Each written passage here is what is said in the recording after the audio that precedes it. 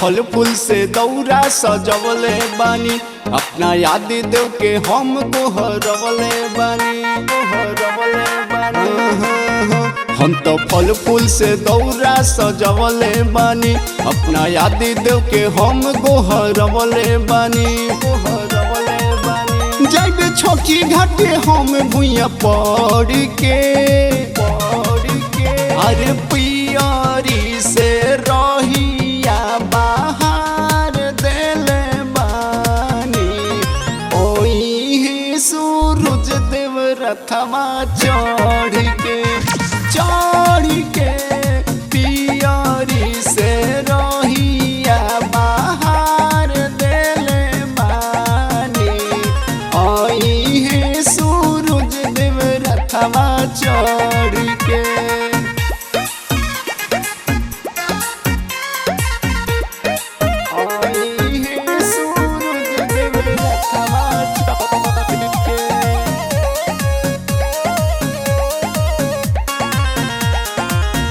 जोड़े कलशुपावा से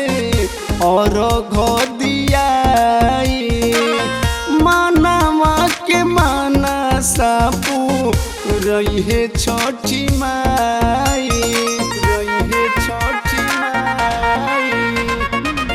गैया के दूधावा से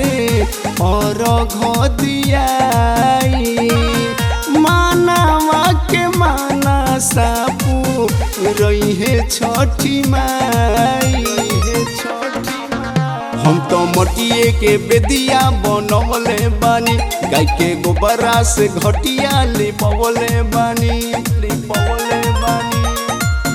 गोहरा मतनी चरण पकड़ के, अरे पियरी से रहिया बाहर देले बानी, ओही सूरज देव रथवा चढ़ के पियरी से रहिया बाहर देले बानी, ओही सूरज देव रथवा चढ़ के।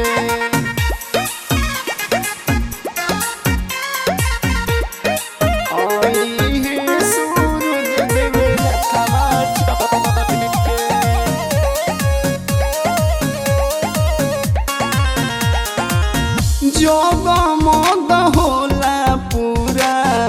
गंगा जी के तीरावा,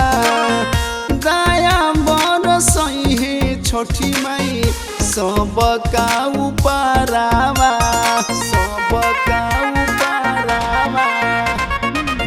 जगमग होला पूरा गंगा जी के तीरावा, दया बरसई है छठी माई हमनी उपरावा। तीन दिन से भूखल तिवैया बाड़ी, वो सूरज देव दुखवा बलैया हरी, अनु जनम ले कहले हरि के, अरे पियरी से रहिया बाहर देले बानी, ओही सूरज देव रथवा चढ़ के।